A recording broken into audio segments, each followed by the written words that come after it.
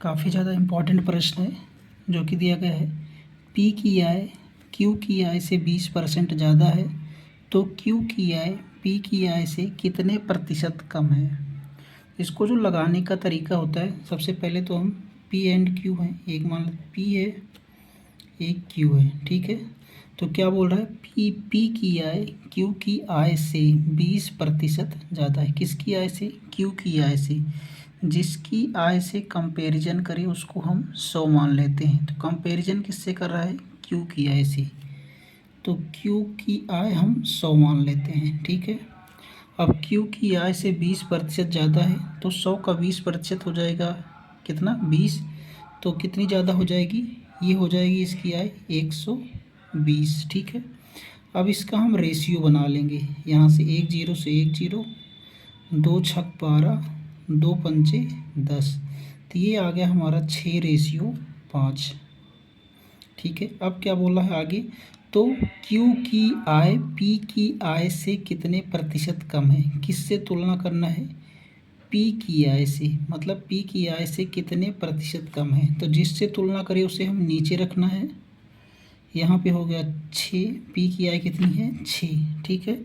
तो पी की आय से कितने प्रतिशत कम है। वैसे हम नंबर्स में देखेंगे तो कितना? 1 कम है, ठीक है। ये 6 है, ये 5, तो 1 कम हो गया।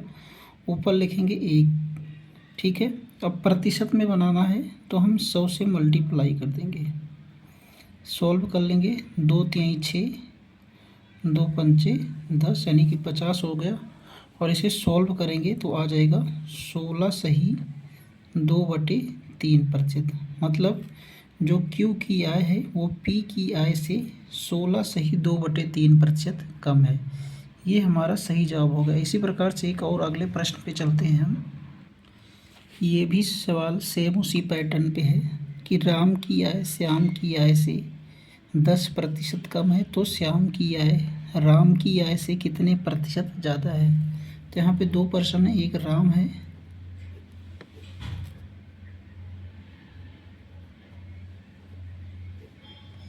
एक श्याम। तो राम की आय से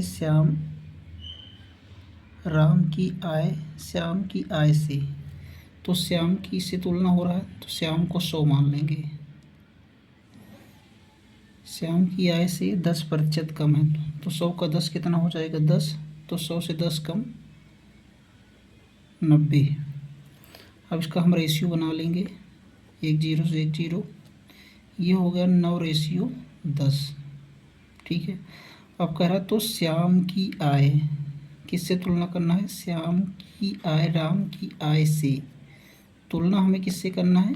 राम की आय से, जहाँ से लगा हो। तो राम की आय को नीचे रखेंगे, ठीक है। से कितने प्रतिशत ज़्यादा है? तो 9 से ये कितना ज़्यादा है? 1 ज़्यादा है, ठीक है। मल्टीप्लाई कर देंगे 100 से प्रतिशत में बताने के लिए।